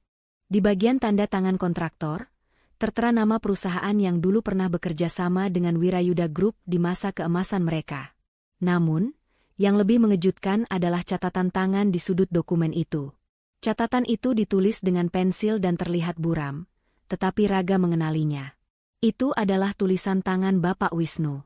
Tulisan tangan itu berbunyi, "Raga, kesungguhan hatimu adalah kuncinya. Cari tempat yang dulunya disiram, temukan apa yang tertinggal." Raga terkejut. Itu adalah pesan. Sebuah petunjuk tersembunyi dari ayah Indira, yang selama ini diam-diam mengamati mereka. Bapak Wisnu tidak hanya menghukum, tetapi juga memberikan ujian terakhir. Raga langsung berlari pulang dan menceritakan penemuan itu kepada ibu dan adiknya. Nyonya Sarah dan Revan juga sama-sama terkejut. Tempat yang disiram? Maksudnya rumah kontrakan Indira yang lama? Tanya Nyonya Sarah. Ya, itu tempat kopi itu disiram. Kita harus ke sana, Bu. Ini pasti kesempatan terakhir yang ayah Indira berikan. Seru Raga, wajahnya dipenuhi harapan. Malam itu juga, mereka bertiga kembali ke rumah kontrakan lama Raga dan Indira. Rumah itu kini sudah ditempati penyewa baru. Tetapi mereka berhasil meyakinkan penyewa itu untuk mengizinkan mereka masuk sebentar, dengan alasan mencari barang yang tertinggal. Mereka langsung menuju meja makan, tempat kejadian penyiraman kopi itu terjadi. Mereka memeriksa setiap sudut meja dan lantai, mencari apapun yang mungkin tertinggal. Revan memeriksa taplak meja yang kini sudah diganti. Nyonya Sarah memeriksa bagian bawah kursi. Raga memeriksa celah-celah lantai. Raga kemudian ingat perkataan ayah Indira saat meletakkan kartu nama itu, simpan baik-baik kartu nama itu. Dan kini pesannya adalah, temukan apa yang tertinggal. Ia teringat betapa buru-burunya mereka pergi malam itu. Ia memeriksa area di sekitar meja, di balik kaki meja. Dan di sana, ia menemukannya. Sebuah flash drive kecil berwarna perak, terselip di balik tapak kaki meja. Flash drive itu pasti jatuh dari saku Bapak Wisnu yang basah oleh kopi. Flash drive itu pasti berisi informasi penting yang sengaja ditinggalkan. Dengan tangan gemetar, Raga membawa flash drive itu kembali ke rumah kontrakan. Mereka menyalakannya di laptop tua milik Revan. Isinya adalah sebuah dokumen PDF dan sebuah video. Dokumen PDF itu adalah surat resmi dari Ascendan Group. Bukan surat somasi, melainkan surat penawaran kerjasama kemanusiaan. Surat itu berbunyi, kepada keluarga Wirayuda yang saat ini sedang berjuang. Kami mengakui ketulusan upaya penebusan dosa Anda selama 6 bulan terakhir. Jika Anda telah belajar kerendahan hati dan kemauan untuk bekerja dari nol, Ascendan Group menawarkan Anda kesempatan untuk bekerja di bawah payung yayasan sosial yang kami dukung. Posisi yang ditawarkan sesuai dengan pengalaman Anda, namun gajinya setara dengan kebutuhan pokok, tanpa fasilitas mewah. Jika Anda menerimanya, Anda harus menjabat tangan pendiri kami di tempat yang sama saat penghinaan terjadi. Air mata Nyonya Sarah dan Revan tumpah ruah. Ini bukan pengembalian kekayaan, tetapi sebuah pengakuan atas pertobatan mereka. Ini adalah bukti bahwa Bapak Wisnu benar-benar menguji mereka, dan mereka lulus. Lalu, Raga membuka video di flash drive itu. Itu adalah video penyiraman kopi, tetapi bukan dari ponsel Revan. Ini adalah rekaman dari kamera pengawas kecil yang tersembunyi di ruangan itu, yang merekam seluruh kejadian dari sudut pandang yang lebih jelas. Namun, di akhir video, ada rekaman tambahan yang mengejutkan. Bapak Wisnu, saat membersihkan kemejanya dan sebelum meninggalkan kartu nama, tersenyum kecil ke arah kamera itu. Ini adalah pelajaran yang mahal, Nak Raga. Jika kamu melihat rekaman ini, ketahuilah. Aku tidak menahan anakku pergi darimu, aku memberinya kebebasan untuk memilih jalannya sendiri. Aku harap, kamu gunakan kesempatan ini untuk membuktikan dirimu yang sesungguhnya.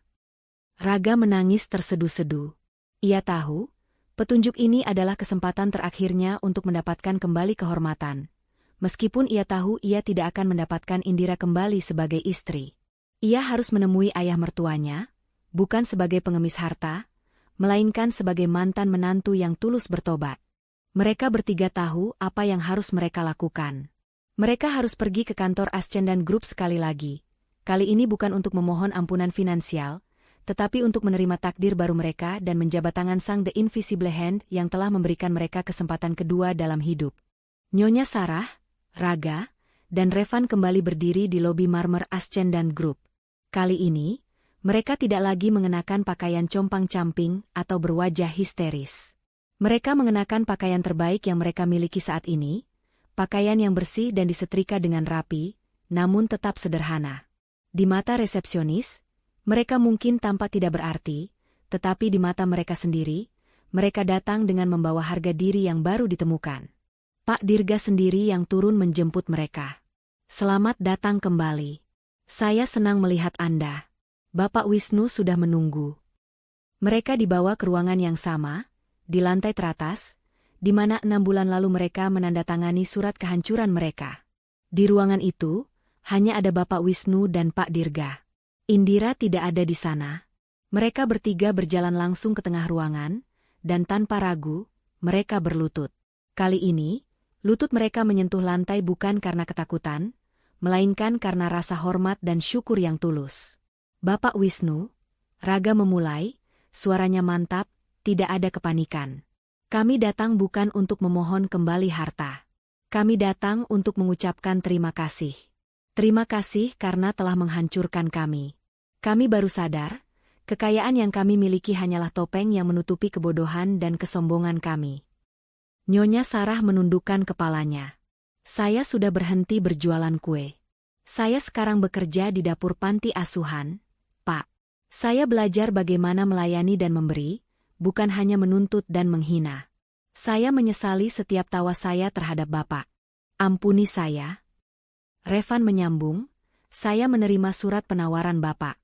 Kami akan menandatanganinya. Kami siap bekerja untuk yayasan Bapak. Kami hanya ingin menjadi orang yang lebih baik. Bapak Wisnu tersenyum.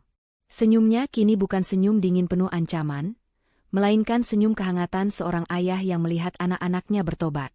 Berdirilah, kata Bapak Wisnu. Saya tahu kalian sudah berubah. Flash drive yang Raga temukan adalah ujian terakhir saya. Dan kalian berhasil melewatinya. Kalian tidak lagi mencari kekayaan. Kalian mencari kehormatan. Bapak Wisnu mengulurkan tangan. Raga, Nyonya Sarah, dan Revan menjabat tangan Bapak Wisnu. Jabat tangan itu terasa penuh makna. Itu adalah jabat tangan rekonsiliasi, bukan penyerahan kekuasaan. Surat penawaran pekerjaan itu masih berlaku. Kalian akan bekerja di yayasan yang saya dirikan, Yayasan Kesejahteraan Sosial Kasih Bapak, di tempat kalian kunjungi dulu, ujar Bapak Wisnu. Saya ingin kalian melayani orang miskin, orang yang dulunya kalian hina, dengan kerendahan hati. Ini bukan hukuman, ini adalah kesempatan penebusan. Raga mengangguk, menerima takdir barunya dengan lapang dada. Dan mengenai Indira, lanjut Bapak Wisnu, suaranya melembut. Perceraian sudah final. Ia kini fokus pada karir dan dirinya sendiri. Ia sudah menemukan kebahagiaannya. Kalian sudah mengambil banyak waktu dan air matanya. Jangan pernah ganggu dia lagi. Biarkan ia bahagia. Saat Bapak Wisnu selesai berbicara, pintu ruangan terbuka. Masuklah Indira. Ia kini mengenakan pakaian kantor yang elegan, memancarkan kesuksesan dan kepercayaan diri. Ia membawa map berisi laporan bisnis. Ayah, laporan desain interior untuk proyek City Center sudah siap, katanya, tanpa melihat ke arah mantan keluarga suaminya. Indira menoleh ke Nyonya Sarah, Raga, dan Revan. Ia tidak menunjukkan kebencian, tetapi juga tidak menunjukkan kehangatan. Ia hanya menatap mereka sebagai orang asing. Indira? Raga mencoba bicara, matanya memancarkan rasa rindu dan penyesalan yang mendalam. Selamat atas pekerjaan barunya, Raga, potong Indira, suaranya profesional. Ayah sudah memberimu kesempatan yang pantas kamu dapatkan. Gunakan itu dengan baik. Indira melangkah pergi, tanpa menoleh lagi. Bagi Raga, Nyonya Sarah, dan Revan, itu adalah perpisahan terakhir mereka dengan kemewahan dan masa lalu. Mereka tidak mendapatkan Indira kembali, tetapi mereka mendapatkan kesempatan untuk membangun kembali diri mereka sendiri. Raga, Nyonya Sarah, dan Revan memulai babak baru mereka dengan bekerja di yayasan. Nyonya Sarah menemukan kedamaian dalam merawat anak-anak yatim, Revan menggunakan keahlian logistiknya untuk mengelola suplai yayasan, dan Raga menjadi manajer yang jujur dan rendah hati. Mereka tidak lagi kaya secara materi, tetapi mereka kaya secara moral. Sementara itu, Indira dan Bapak Wisnu terus melangkah maju, sukses besar dalam bisnis, dan menjadi teladan. Indira menemukan kebahagiaan sejati dalam karirnya dan di samping ayahnya. Ia tahu, mahkota yang ia kenakan kini bukanlah mahkota dari berlian atau gelar nyonya besar, melainkan mahkota kehormatan dan harga diri yang didapat setelah ayahnya mengorbankan rahasia terbesarnya demi membela dirinya. Keluarga Wirayuda membayar mahal untuk secangkir kopi, tetapi mereka semua akhirnya menemukan jalan menuju penebusan dan kehormatan sejati. Harga diri dan kehormatan jauh lebih mahal daripada kekayaan dan kesombongan semu. Kesederhanaan bisa menyembunyikan kekuatan yang tak terduga, dan penyesalan yang tulus akan selalu diberikan kesempatan untuk penebusan.